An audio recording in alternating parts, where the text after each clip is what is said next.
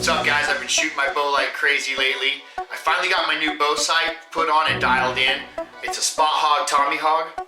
It's a 5-pin slider, and it's a long-range assassin. What I love about Spot Hogg is their construction. The sights are rock solid. There's not a piece of plastic on this thing. First thing I noticed when I mounted it on my bow is it's extremely heavy, but it's also built for endurance, and it's built for strength, and it's built to hold at zero when you're banging it around your pack, rolling down the hill in the backcountry. You can't have stuff like that moving, and Spot Hogg has gone out of their way to build a sight that's just going to be rock solid and dependable in the roughest conditions. I, for one, have a ton of trouble keeping my gear safe, so I like taking the variables out of the equation and having a sight I can trust. With the Spot Hogg, I went with the Tommy Hogg. It's a 5-pin. It also has a sliding mechanism. Right now, I have my top 4 pins in 19 thousandths, and then the bottom pin is in 10 thousandths. The reason I went with a smaller pin is because it's my sliding reference pin.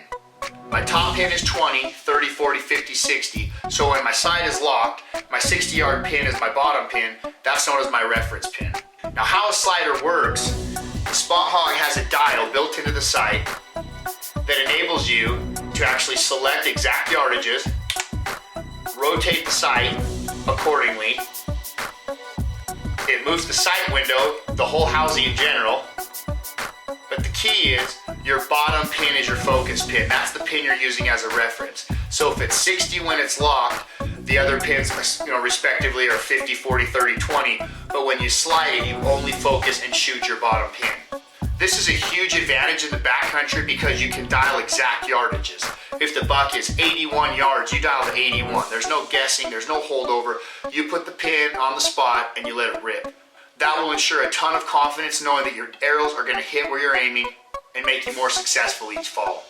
I went with the 10,000th pin on the bottom because at long ranges, I want the smallest, brightest pin possible that won't distort or cover my target. Another huge factor when shooting a slider sight, at long ranges, make sure your bubble is level. Now, if you've shot a bubble and you focus on that, that's great, but a lot of guys neglect it at shorter ranges because it doesn't really affect arrow flight as much. The further you shoot, the more the canting left to right of your bow will affect arrow flight downrange. Those flight issues are compounded the further your arrow travels, and you'll really notice a difference around 100, 120 yards. Always check your bubble as part of your routine when you aim and fire your bow.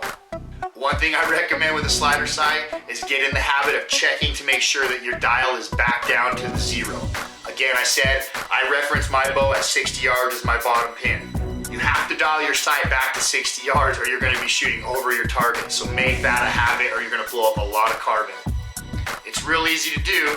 All you do is roll it back to 60, lock it back in place, and go shoot. A lot of people have asked about the sight tape. There's programs out there, there's also tapes that come with the sights, but I recommend using Archer's Advantage.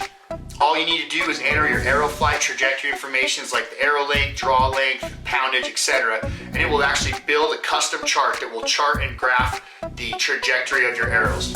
It accounts for the drop at long ranges, and if your information is entered correctly, it'll be spot on. Again, my Hoyt Nitrum is ready to rip, the Tommy Hogg's dialed. I'm super excited about this fall. Stay tuned for some carnage. Thanks.